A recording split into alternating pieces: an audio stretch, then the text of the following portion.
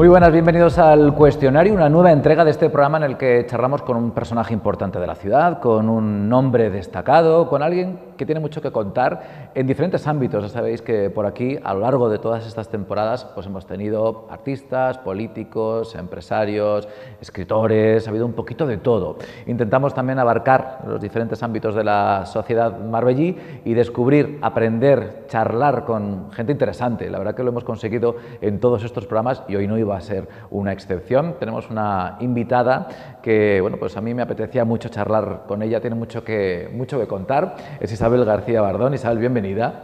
Sí, bien hallado. Gracias por acompañarnos.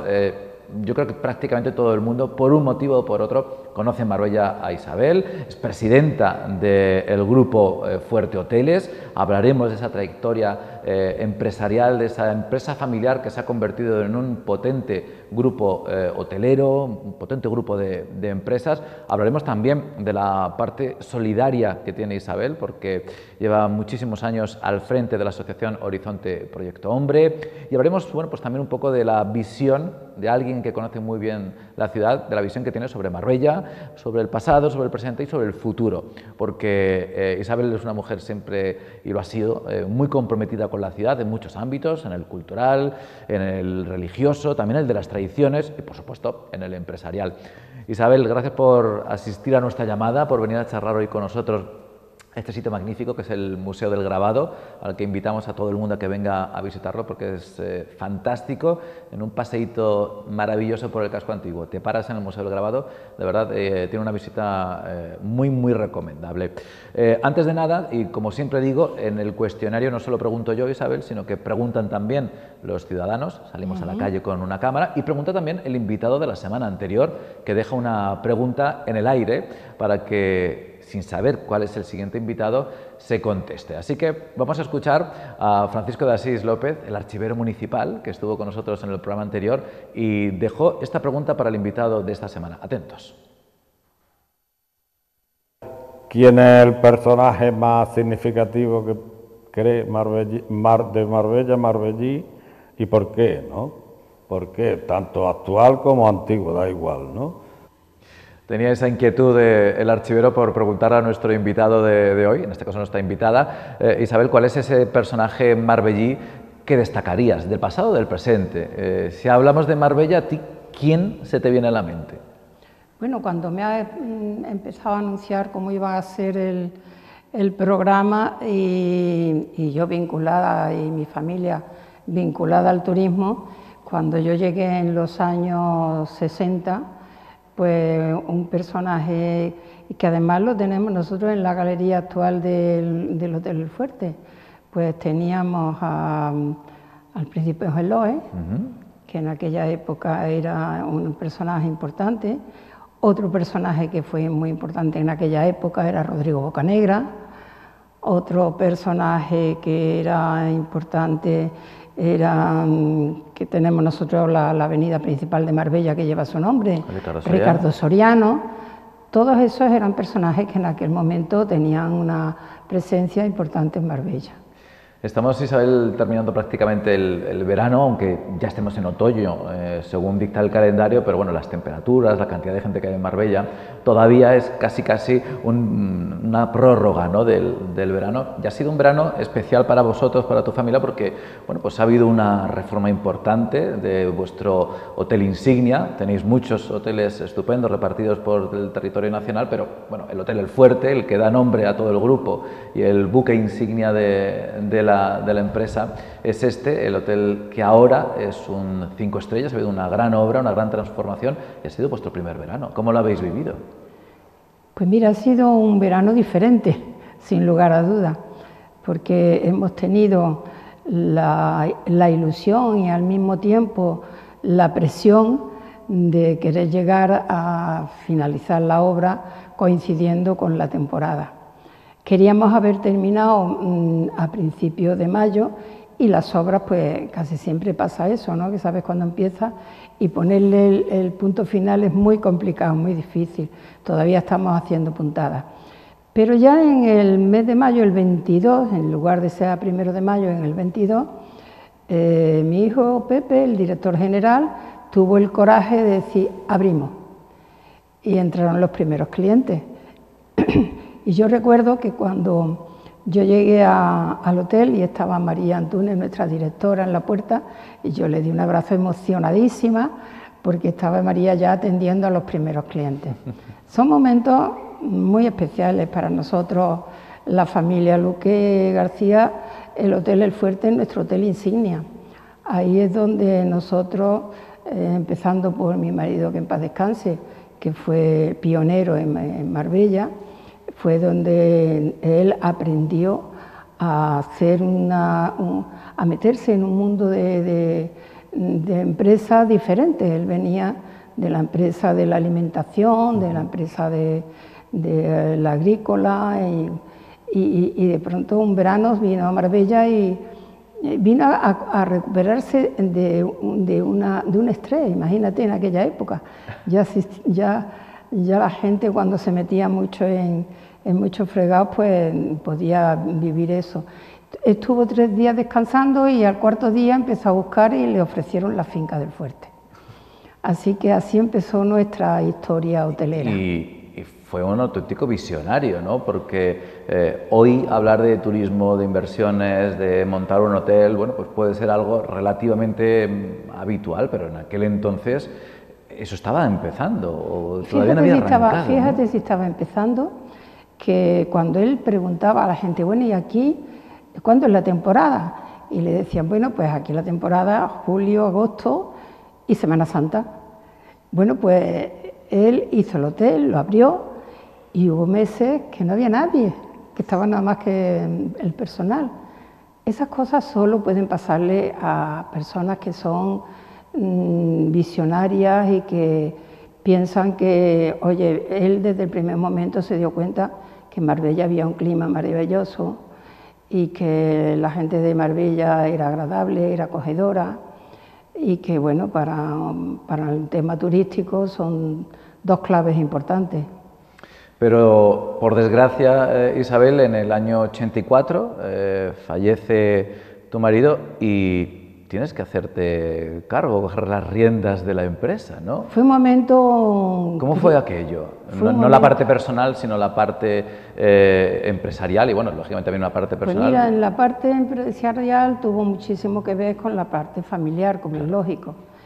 Mi marido fallecía, el hotel era una creación suya, nosotros llevábamos casados 24 años, y yo me había dedicado a la familia, como era muy tradicional en aquella época, ¿no?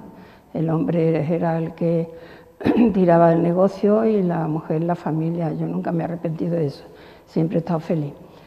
Pero en aquel momento él sufrió un cáncer de estos galopantes, de estos silenciosos, que cuando se lo detectaron, y estuvimos en Puerta de Hierro en Madrid, a mí me dijeron que tenía 6 meses de vida y 6 meses tuvo de vida. No hubo a dónde poderlo llevar. Y entonces yo, cuando fallece mi marido, le pregunto a mis hijos, digo, mira, papá tenía una proyección a 10 años. ¿Qué queréis?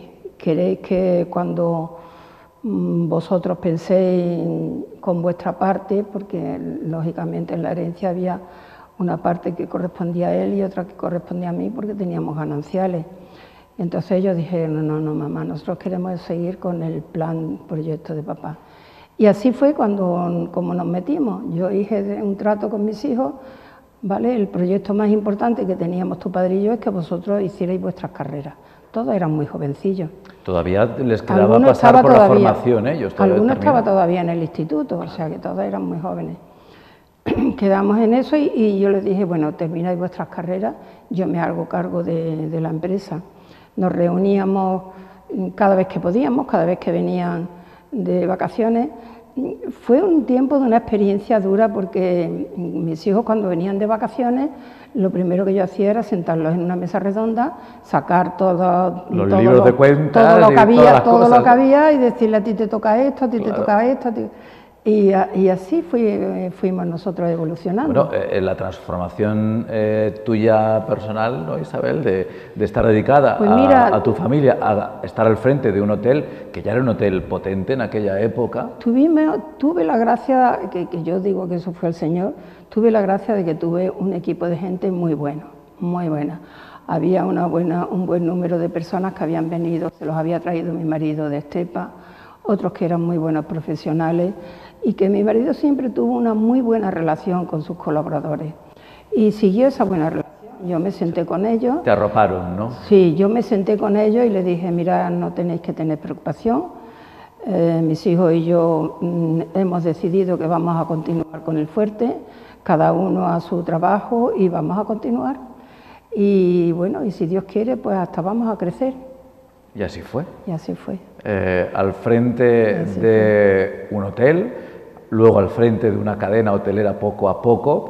Es decir, bueno, pues fue una mujer, ahora hablaremos un poquito más, una mujer en aquel momento pues también pionera y avanzada a cómo era la sociedad en aquel entonces, que hablamos del año 84, que no hace tanto, pero la transformación social ha sido muy, muy grande. Vamos a escuchar alguna pregunta que nos llega desde la calle. Hemos salido, como hacemos cada semana, a dar la posibilidad a los viandantes que nos encontramos por el centro, nos solemos mover por el centro, pues que le hagan una pregunta, en este caso, a Isabel. Y esto es lo que nos hemos encontrado. Vamos con la primera pregunta. Pues lleváis muchos años con el hotel. A mí me gustaría saber cómo ha cambiado turísticamente Marbella y cómo ha afectado esto. ¿Cómo ha cambiado turísticamente Marbella? Yo supongo que de aquel año 57 que se inauguró, ¿no?, el hotel, sí, hasta mira, el 2023. Yo recuerdo de aquellos años los burros turísticos que bajaban de Ojén. Se ha quedado como un reducto, ¿no?, en Mijas, estaba en toda la costa, ¿no? Sigue en Mijas todavía. Sí, sí, creo que sí. Y bajaban los burros turísticos y una fila de burros, y en la puerta los hoteles salían los clientes y se iban a hacer la ruta, subían a Ojén, imagínate cómo bajaban, no podían, las señoras luego no podían ni andar de ir a horcajadas de los burros. Bueno, pues ha cambiado muchísimo, muchísimo, muchísimo. Desde que trabajábamos para las temporadas, como te decía al principio, eran muy las fijas, temporadas, ¿no? altas, muy fijas, claro. Vivir los inviernos era muy duro. Había meses en que habían 2, 3, 4 clientes. Aquella época era una época... ¿Por qué no cerrabais, Isabel, en los meses de temporada baja? En aquella época no se cerraban los hoteles, no. Es ahora cuando se puede estudiar tantísimo, que se estudia todo bueno, la informática ha cambiado todo, ¿no? Eso ha hecho que tú puedas hacer unas previsiones muy grandes, que puedes tener todas las ferias que hay turísticas y todo esto, tienes unas previsiones bastante pronto de saber cómo vas a estar. Entonces hay un momento donde si tú estás viendo que no va a compensar para nada, que la plantilla esté de brazos cruzados y que los hoteles casi siempre tienen que hacer mejoras y reformas, pues se cierra y es bien para todos, porque el personal descansa y si tiene que hacer alguna formación, especialización también en ese tiempo lo pueden hacer y el hotel se recupera. Una casa que se usa mucho, como pasa en los hoteles, hay que mejorarla, hay que atenderla. Hemos empezado hablando de esta gran reforma, ¿no?, que habéis tenido en el hotel este pasado año para transformarlo, pero leyendo un poquito la historia, ya en el año 84 ya hicisteis una obra importante, ¿no? Mira, mi marido inauguró el hotel en el año 57, él compró el suelo en el año 56, en el año 57, en julio, abrió el hotel. Vale. Pues nosotros nos casamos en el 60. Cuando volvimos del viaje de novio ya hizo la primera obra. Claro. El jefe de obra, me imagino que el arquitecto que tuvo en aquel momento, habían hecho una tercera planta con el pasillo al exterior y las habitaciones mirando al pasillo. Eso era un error muy grande y le cogió a mi marido en un momento que no estuve en Marbella. Y eso fue lo primero que hizo, romper eso y hacer las habitaciones exteriores. Y ya cada 2, 3, 4 años hacía ampliación, ampliación, ampliación, ampliación. De manera que cuando él inauguró el hotel tenía unas 46 habitaciones y cuando él falleció pues teníamos 150 habitaciones, creo que teníamos en ese momento, y la proyección de hacer el otro edificio, si te das cuenta, el Fuerte tiene 2 edificios, segundo edificio, que ya nos pusimos en las 260 habitaciones. Ahora mismo tenemos 263 habitaciones. Vamos, que con un hotel nunca se para, ¿no? Nunca para. De mejorar o de arreglar o de solucionar. Yo cuando oigo a alguna amiga, a alguien, ay, que tengo albañiles, que estoy preocupada, que hay que ver. Digo, yo tengo albañiles desde el día que me casé. Toda la vida los he tenido a mi lado. Además me gusta la obra, me encanta. Bueno, pues no está mal. No me asusta. El día que tenga que hacer obra te avisaré, que a mí muchas veces me ponen los pelos como escarpias. Es tú que tienes ya experiencia. Vamos a seguir escuchando algunas de esas preguntas que nos llegan desde la calle. Vamos con la siguiente. Sé que es un negocio familiar. ¿Cómo habéis hecho para crecer y evolucionar tanto? ¿Cómo se consigue que un negocio familiar avance tanto, ¿no? Y crezca tanto? Eso es largo de contar, eso no es fácil. Yo te lo cuento a ti y se lo cuento al que quiera escucharlo. Para que una empresa familiar funcione y funcione bien, no solamente tienes que contar que el negocio vaya bien, sino que tienes que contar que la familia vaya bien. Eso es importante y las relaciones humanas no son fáciles, tienes que entrar en ellas y gestionarlas. Nosotros tuvimos la dicha de que pronto nos dimos cuenta de esto y empezamos a trabajar una cosa que se llama en las empresas familiares protocolo familiar. Ese protocolo familiar te lo puede hacer un profesional, pero si tú, cuando a nosotros nos explicaron en qué consistía el protocolo familiar, yo me di cuenta que había muchos aspectos que no podía ser una cosa hecha por un profesional y que después toda la familia dijera sí a todo lo que se pusiera en ese documento. Y entonces con mi hijo Pepe, que estudió Derecho, y lo estuvimos viendo, lo estuvimos pensando y dijimos, no, nosotros tenemos que hacer un protocolo familiar a nuestra medida. Eso significa que tienes que adelantarte en el tiempo y tienes que coger el criterio de todos los que componen el Consejo de Administración, tienes que saber separar en un momento determinado lo que es el Consejo de Administración y crear el Consejo de Familia. Y entonces en ese trabajo pues teníamos que hacernos preguntas de todo tipo. ¿Cómo quiero yo que sea esta empresa? Primero, ¿cuál es la misión y la visión que yo quiero tener de esta empresa? Que además esta empresa es una empresa familiar. Y después, como esa pregunta, pues todo lo que puede afectar a la vida y a la relación de las personas. Entonces, Isabel, lo importante es tenerlo todo bien atado, con los escenarios bien claros de lo que puede pasar. Mira, lo más importante de todo este protocolo es que la familia aprenda a dialogar y aprenda a tomar acuerdos. Y a tomar acuerdos con visión de futuro. No solamente vamos a hacer ahora un proyecto y en este proyecto estamos de acuerdo, no. Vamos a hacer un proyecto que va a coger pues muchos años en el tiempo. Eso no significa que un protocolo no pueda ser evolucionado y tocado en el tiempo, pero sí siempre buscar el consenso es importantísimo. Entonces, por eso te digo que es una cosa que no es fácil, que no es que tú vayas a dejar una cosa atada y bien atada para siempre, sino que tú creas unas bases y desde esas bases van a tener que funcionar en el futuro todos los cambios que se puedan hacer, pero van a ser siempre cambios que va a ser adaptado muchas veces a las situaciones de las personas, pero nunca en perjuicio de la empresa. Entonces, mi marido... Estáis todos, ¿no? Todos tus hijos están, ¿no?, implicados sí, en la empresa. Los 5. ¿no? Los 5 están dentro de la empresa. Que esto también es importante, que ninguno ha querido hacer otra cosa, ¿no? Y ha visto conveniente estar implicados dentro del proyecto familiar. Mira, yo tuve la visión, porque eso es una visión, y la apertura, porque también tienes que tener apertura de mente, de que mis hijos no forzarlo a ninguno a que estuviese dentro de la empresa.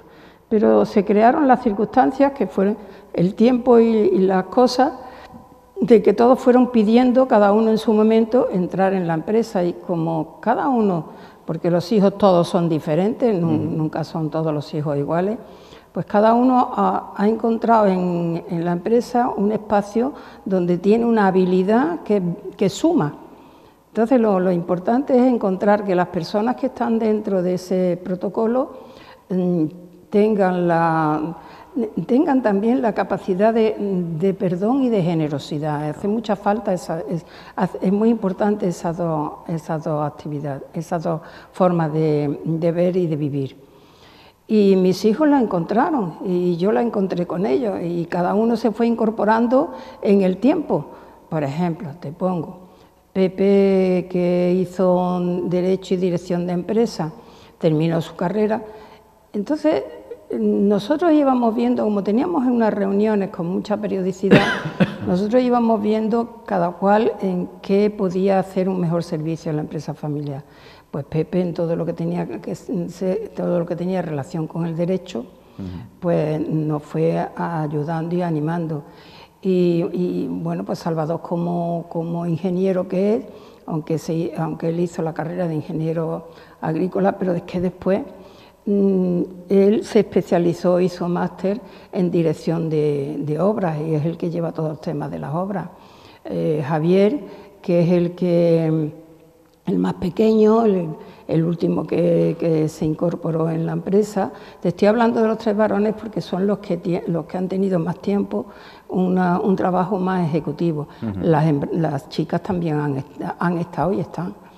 Y cada uno pues cogió aquel área, y yo creo que lo que estropea mucho la sucesión en las empresas familiares es cuando uno quiere sentarse en un despacho maravilloso y ser el que mande a todos los demás.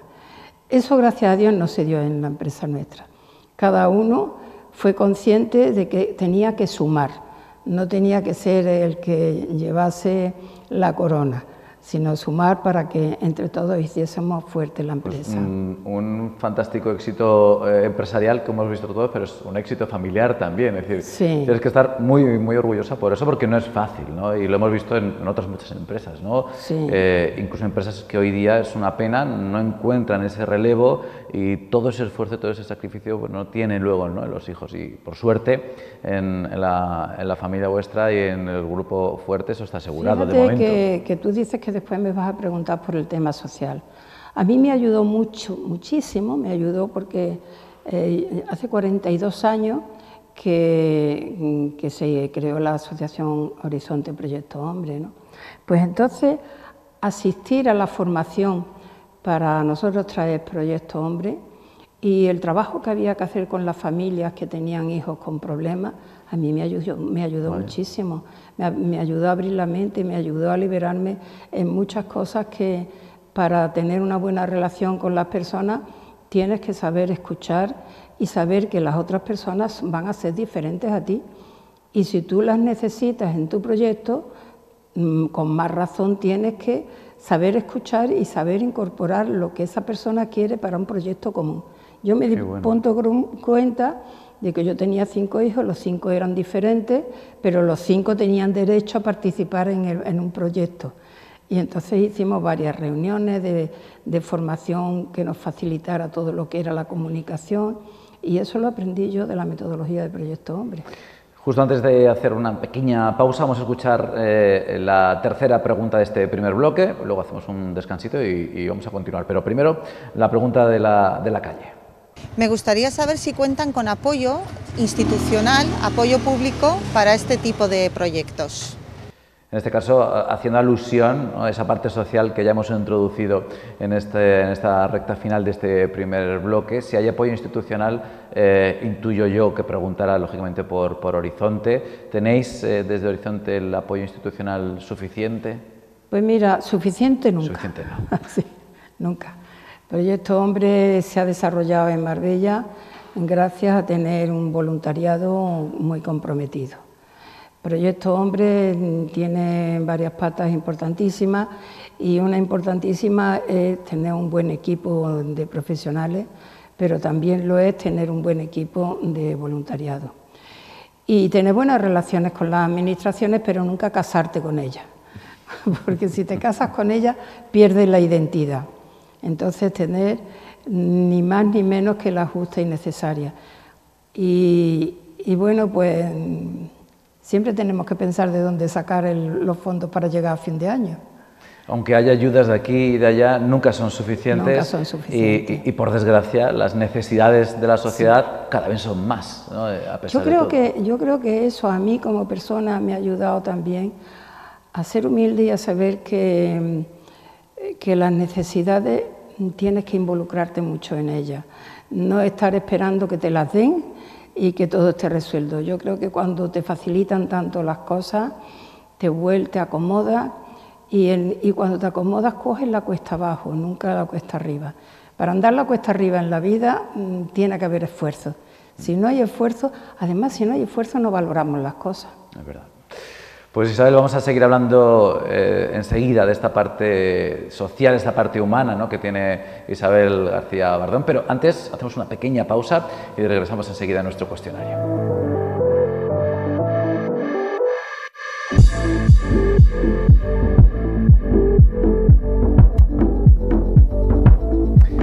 Seguimos en el cuestionario charlando hoy con Isabel García Bardón.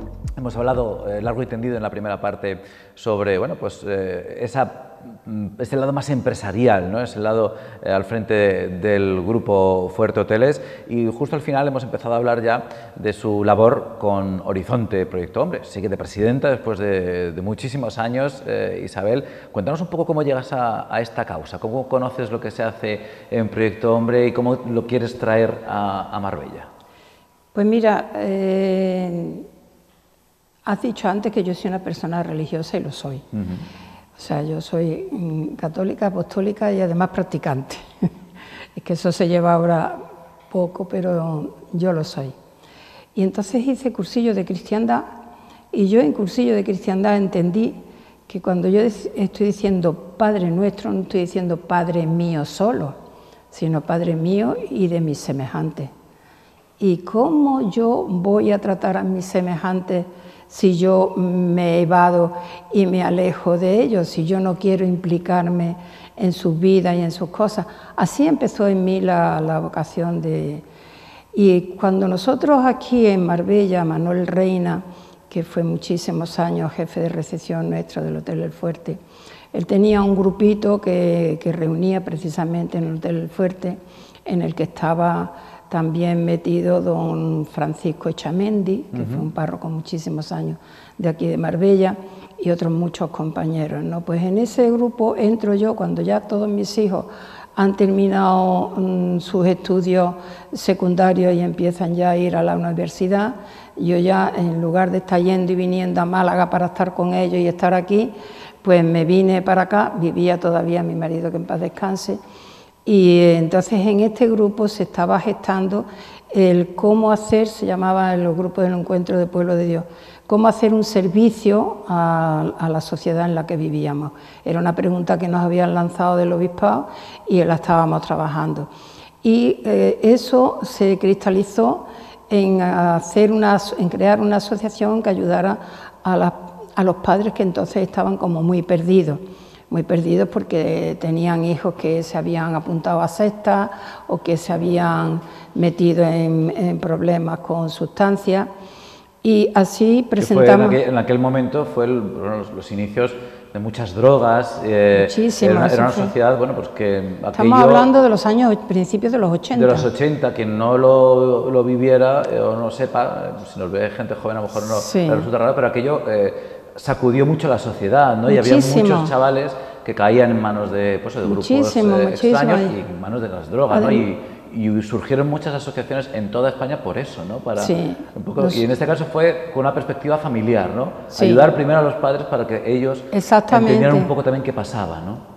Ayudar a los padres que estaban sumamente perdidos, porque los padres, cuando se les presentaba la papeleta de un hijo que no sabían por dónde cogerlo o que se les había ido de casa y no sabían por qué, pues ayudarle, y entonces formarnos nosotros para poder ayudarle a ellos. Se presentó la asociación en Marbella en una cena que hicimos en una sala que entonces había aquí que se llamaba El Oasis, vinieron 400 personas Y en esa noche, víspera de esta cena, muere un chico de sobredosis, y un chico de una familia muy conocida de Marbella.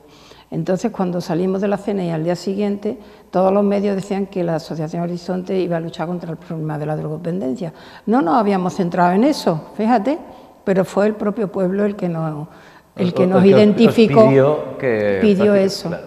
Pidió eso, y entonces salimos y empezamos. Así empezamos nosotros con el tema de Proyecto Hombre. Yo conocía a un sacerdote que se llamaba, de una orden franciscana, capuchino franciscano, se llamaba el Padre Benito, y empecé a hablar con él porque ellos tenían en Colombia, tenían un centro de rehabilitación de toxicómanos, y fíjate, las 2 primeras personas que mandamos nosotros a formarse las mandamos a Colombia. Después nosotros en el proceso nos enteramos que la escuela está en Italia, y los mandamos después a Italia, mandamos un equipo con este Padre Benito para que se formara, y así se empezó Proyecto Hombre de Málaga, que después se cristalizó en el tiempo y se abrió también en Marbella. Una tarea social, Isabel, que estamos en el 2023, no ha terminado. Por desgracia, sigue haciendo falta que exista Horizonte Proyecto Hombre, a pesar de que bueno, pues todo ha evolucionado, pero el problema en sí sigue siendo el mismo, siguen cayendo y atrapando a un montón de jóvenes. Fíjate que entonces se pensaba, la sociedad pensaba, que era porque no había puestos de trabajo, o sea, todo lo que era una dificultad social se le cargaba al tema de la drogodependencia, cuando nada de eso fue así. Después, en el tiempo, los problemas los tienen las personas. La sociedad puede estar muy bien, puede estar muy mal, pero si no hay personas que sepan dirigir su vida, que se pierdan en el camino, se van a perder antes, ahora y siempre. Eso lo hemos aprendido con el tiempo. Hemos aprendido con el tiempo que madurar no es fácil, hacerse una persona que tú te respetes a ti mismo y que respetes a los demás y que respetes la propiedad de los demás, los derechos de los demás, es un esfuerzo grande en la vida. Y hay personas que llega un momento determinado, por la causa que sea, porque las hay miles de causas, que se pierden, y se pierden porque no han sido capaces de dar ese salto de la infancia o de la adolescencia a una madurez. En lo que sí se ha avanzado mucho en relación con todo el trabajo que hacéis en Horizonte es en las terapias, ¿no? Ahí sí que se ha estudiado mucho, todos esos profesionales que ahora mismo trabajan con vosotros y ayudan a todas esas personas, a todas esas familias, en eso sí se ha avanzado mucho, y bueno, pues ahí hacéis una labor magnífica. Es una labor que siempre aparecéis, los 4 o 5 rostros habituales de Horizonte, pero detrás de un equipo muy importante, y luego todos esos usuarios, ¿no?, que lógicamente requieren siempre de un anonimato y de un silencio para que puedan hacer esa terapia, pero está ahí, y cada tiempo van saliendo, por suerte, de ese bucle tan complicado, ¿no?, que son las drogas, las adicciones, ¿no? Y las adicciones, que no solamente a las sustancias. Claro. Que hoy día tenemos adicciones a muchísimas cosas, al juego, a la tecnología, tenemos adicciones a cantidad de cosas. Tenemos incluso, que hay un programa que se abrió hace unos cuantos años, a las dependencias de otra persona, al bullying, a todas estas cosas que nosotros vivimos hoy como el dolor de la sociedad. La Asociación Horizonte, la metodología de Proyecto Hombre se adapta a trabajar con todo esto. Lo que ocurre que siempre estamos pensando, porque siempre nos encontramos con la misma tema, que la gente como que desconoce, nos conocen pero nos desconocen. ¿Por qué es eso? Porque nadie le gusta reconocer que tiene fragilidades, debilidades, y que eso no se quita con un antibiótico, que eso necesita tiempo, y eso cuesta. Siempre. Vamos a seguir escuchando preguntas que nos llegan desde la calle. Vamos a continuar. Adelante. Me gustaría preguntarle de qué capa está usted hecha para haber sido en aquella época una gran luchadora. ¿De qué pasta estás hecha, Isabel, dice esta mujer? ¿De qué pasta para haber sido una mujer tan luchadora? Yo me exijo mucho a mí misma, porque, oye, a mí me gusta la buena vida, a mí me gusta disfrutar de una buena comida, me gusta disfrutar de un buen sueño, me gusta disfrutar de una buena compañía, pero me enseñaron desde muy pequeñita a ordenar la vida. Y cuando tú ordenas la vida te das cuenta de que en la vida, además de los placeres, para disfrutar los placeres tienes que haber hecho algo medianamente responsable. Entonces, eso es lo que a mí me ha hecho. La pasta mía, cuando a mí me preguntan, yo a mí misma me digo, ¿pero por qué me preguntan si yo estoy peleando conmigo todos los días? Yo todos los días sé que tengo que levantarme, sé que tengo que esforzarme, sé que tengo que luchar por mis semejantes, sé que tengo que luchar por mi empresa, sé que tengo que apoyar a mis hijos, ahora tengo que apoyar a los nietos, porque ya los nietos, tengo 19 nietos. Madre mía. Ahora ya los nietos se van haciendo mayores, cada uno va tomando sus opciones en la vida, te vienen y te preguntan. Yo no estoy hecha de una pasta diferente a la que puedan estar haciendo las demás personas. Soy una persona que me cuestiono. Isabel, ahora se habla mucho de feminismo, de empoderamiento, de mujeres empresarias, mujeres directivas. Todo eso lo has hecho cuando no tenía nombre, pero todo eso lo has hecho, ¿no? ¿Cómo ves un poco la sociedad actual en concreto en este asunto? Yo pienso que cuando tú reflejas en ese asunto tu falta de sabiduría sobre el ser humano, estás manipulando.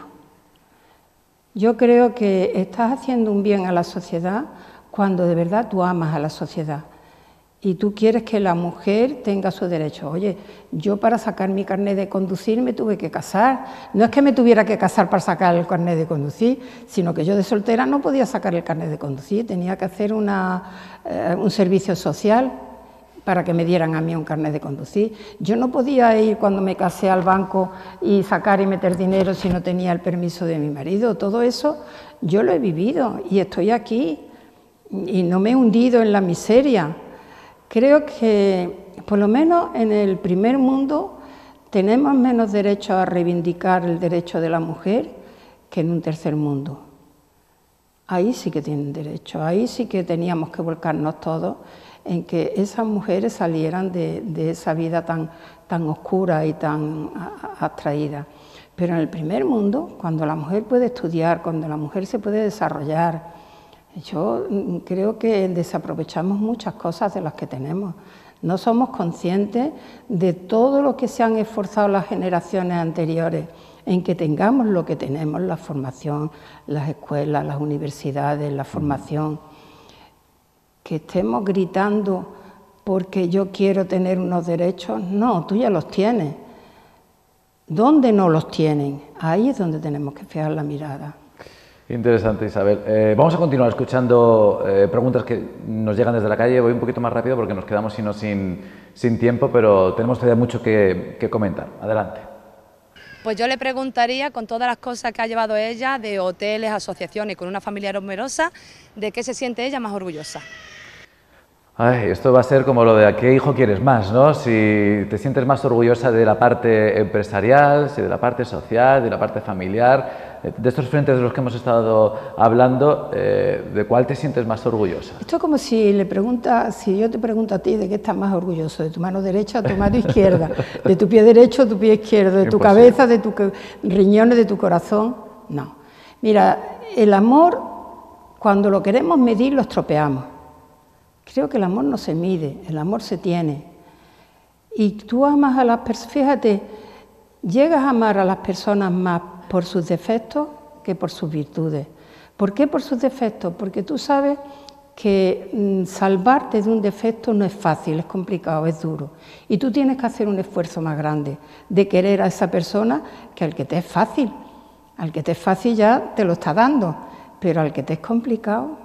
Hemos hablado de esa parte tuya humana, social, comprometida y de la parte empresarial. Hay que decir que es algo que está también ligado, ¿no? En el Grupo Fuerte tenéis también un compromiso social, una labor social importante. Esa línea también la habéis trabajado pero desde hace mucho tiempo. Sí, no es algo de ahora, que todo el mundo habla ahora de la responsabilidad social corporativa, ¿no? Ahora le ponemos nombre a todo, pero sé que lo lleváis haciendo prácticamente desde el principio. Mira, nosotros eso lo aprendimos de mi marido, que en paz descanse. Mi marido lo mismo le daba espacio a un Botones que le pidiera hablar con él que a un subdirector o que a un jefe de recepción. Creo que hay que medir a las personas porque son personas, lo primero. Y luego, mira, hay gente que es muy válida y que es muy necesaria, y hay otra gente que es menos válida y menos necesaria. Y en la empresa tienes que vivir el dolor de tener que prescindir de personas que no valen para el trabajo que han pretendido hacer. Y sin embargo, tienes que valorar mucho a las personas que saben y desarrollan cosas que para la empresa son importantes. Para nosotros, nuestros colaboradores siempre han sido muy importantes. Date cuenta que en la hotelería, la primera persona con la que se encuentra nuestro cliente, que es el que nos trae los fondos para que la empresa triunfe, es nuestro colaborador. Bueno, Isabel, entonces ahora estarás en una época más tranquila, ¿no? Ahora te permitirás disfrutar también de la empresa de otra manera, ¿no? Pues sí, ahora disfruto muchísimo. Y me veo muchísimo más con mis colaboradores, claro. Y eso me llena a mí de alegría. Sí, estoy contenta. Cada etapa es distinta, ¿verdad? Y cada etapa de la vida tiene su parte. Y cada etapa de la vida tienes que saber coger la parte buena. La parte mala es que vas perdiendo facultades y todas esas cosillas, pero bueno, eso ya lo sabemos. Vamos a escuchar, nos queda una pregunta todavía desde la calle. Vamos a escuchar esta última cuestión. Hola, me gustaría preguntarle a Isabel que qué tal le supone a ella llevar tantos años al frente de Proyecto Hombre, que yo sé que el tema de asociaciones se requiere mucha cosa, mucha fortaleza. A ver qué le saca a ella más gratificante o más quebraderos de cabeza. Bueno, yo supongo que pregunta esta mujer si es más gratificante o hay más quebraderos de cabeza en Horizonte. Yo supongo que un poco de todo, ¿no? Hay de todo. Hay de todo porque las obras sociales no se libran de tener que funcionar como una empresa, porque tienes que hacer un rendimiento de cuentas exactamente igual que una empresa. Y tienes que tener unas leyes laborales que observar exactamente igual que una empresa. Tienes días de mucho gozo y tienes muchos días de mucha dureza, como la vida misma. Exactamente. Vamos a ir terminando. Tenemos ese cuestionario express que hacemos en cada invitado, con esas preguntitas cortas de carácter más personal, de gustos, de aficiones, pero antes, Isabel, tienes que dejarle al invitado de la próxima semana una pregunta, sin saber quién es, una pregunta al aire que retomaremos en nuestro próximo cuestionario. ¿Qué le preguntarías? Pues yo le preguntaría qué cree que le falta a Marbella en estos momentos, porque en cada etapa de la vida la ciudad ha tenido una gran falta de un algo. Por ejemplo, yo me acuerdo la época en que nos hacía muchísima falta un hospital comarcal, y ahora ya lo tenemos. Pues yo le preguntaría, ¿qué le haría falta a Marbella en estos momentos?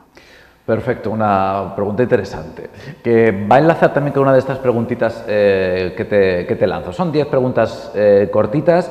Isabel, ¿tienes mascota? Mascota. Perro, ¿mascota? Gato. ¿Tienes perro, gato? No tengo mascota, mi mascota soy yo misma. ¿Cuál es? Yo me paseo a mí misma todos los días mis 6 kilómetros. ¿Cuál es tu debilidad a la hora de comer? ¿Qué es eso que te ponen delante y no puedes parar? Mira, esa es la batalla que yo tengo más grande, porque soy una buena comedora. Qué bien. Y me gustan muchas cosas, pero fíjate que me gustan cosas que yo comía desde niña. Yo me acuerdo que desde niña comíamos el cocido todos los días y no hay cosa que más me guste que un buen plato de cocido. Yo he comido langosta, he comido, pues que mira, ¿A ti te gusta la cuchara? De muchas cosas. La cuchara te gusta. Pero a mí la cuchara me vuelve bajar. Qué bueno. Isabel, ¿cuál es tu ciudad favorita del mundo? No me vale Marbella, lógicamente. Marbella. No vale. Otra que no sea Marbella. No vale Marbella. No. Hombre, pues me gusta pasear las ciudades que son ciudades relativamente tranquilas, humanas. Por ejemplo, he estado viendo últimamente, porque tengo una nieta allí, en Coruña. Es una ciudad muy humana, muy tranquila, muy de encontrarte las cosas necesarias muy a mano, no tienes que estar en coche a todas horas.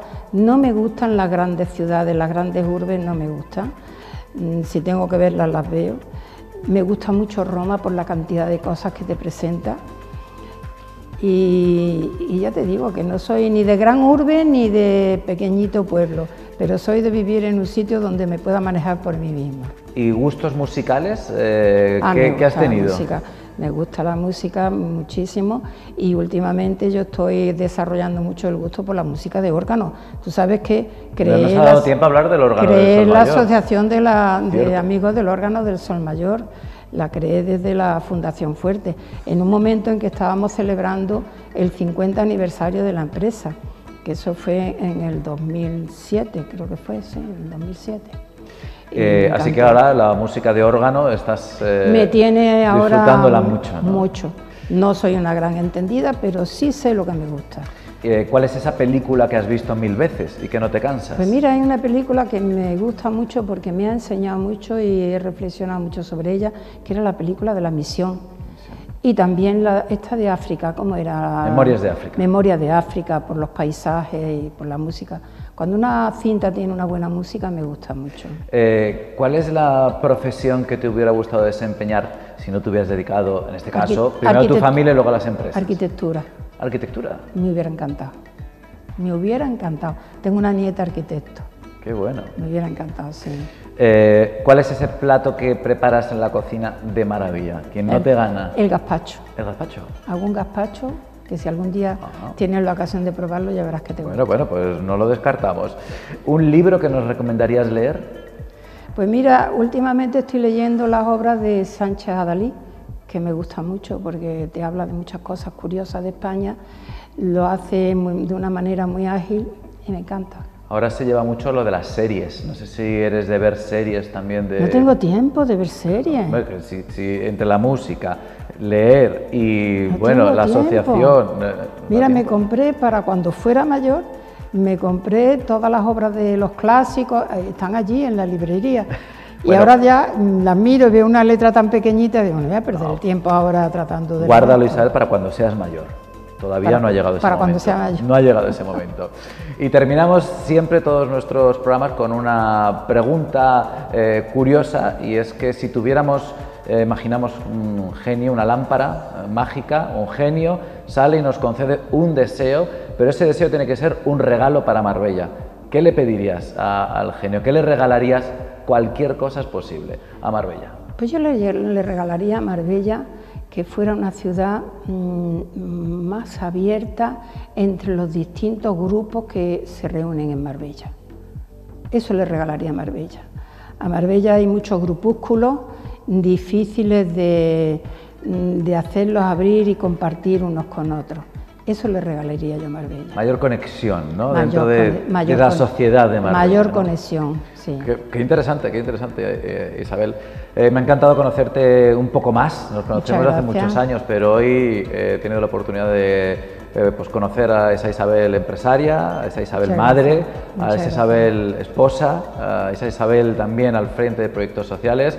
Así que ha sido todo un placer y gracias por venir hoy al cuestionario. Muchísimas gracias a ti, muchísimas gracias a Radio Televisión Marbella, que yo soy reacia últimamente porque digo, otra vez voy a contar mi historia, la he contado muchas veces, tengo 84 años. Pero siempre hay gente que está deseando escucharla. Bueno, pues nada, ya sabéis un poquito más.